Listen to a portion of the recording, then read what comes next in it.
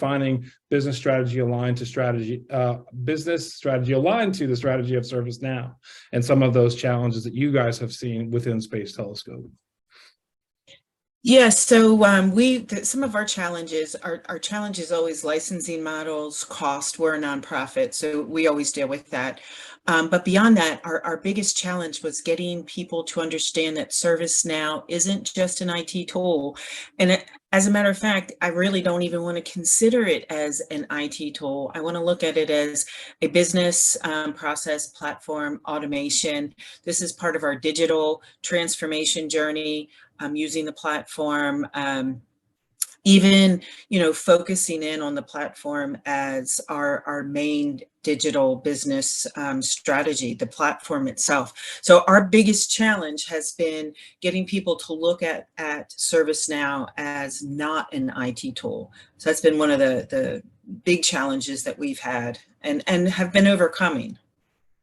Yeah, and I think Susan, to kind of extend on that, I think that kind of to that first bullet around the clear vision, sort of not looking at this as just an IT tool, but sort of when you're starting the ServiceNow journey, so how does that align to some of the goals and objectives of the organization? I think some of the things that we've seen as well is just identifying some of those metrics, right? So some of those things that folks are looking to improve upon, things are having challenges with, right? So just being able to understand the current state, what's the desired future state, and sort of aligning to that strategy. I think we've seen that as a couple of different challenges.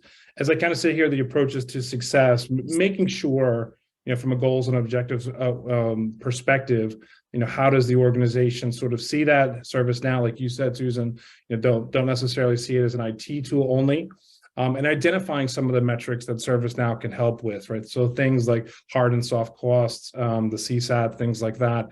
I think those are things that folks are really starting to take a look at when they're looking at the value of ServiceNow and sort of defining that up front. Susan, would you agree some of these approaches to success? What have you been doing to overcome some of those challenges internally? So I think what we've done is we are able to provide data around anything. Where we were having challenges before getting on the ServiceNow platform, we weren't collecting a whole lot of data.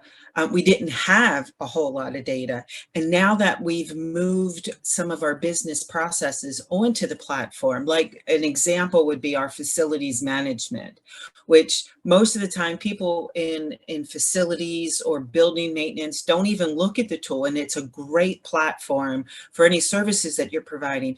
But before, for us, everything was being done in email, and there was no way to quantify unless you wanted to go in and read every email and count up, what was this email about? What was that email about? How many times do we have to go back because we didn't do it right the first time? You didn't have any of that data.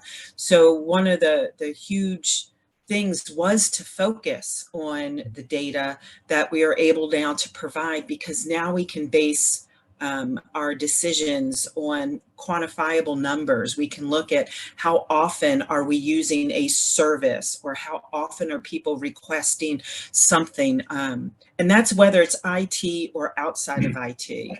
Our HR division is also using the ServiceNow HR case management, and we're just peeling back that onion, and they're starting to look at actual case management for HR, because again, they're using emails right now. So I think being able to look at how often requests are made, or how often there are problems identified in the environment, having that data has really helped people want to adopt the platform.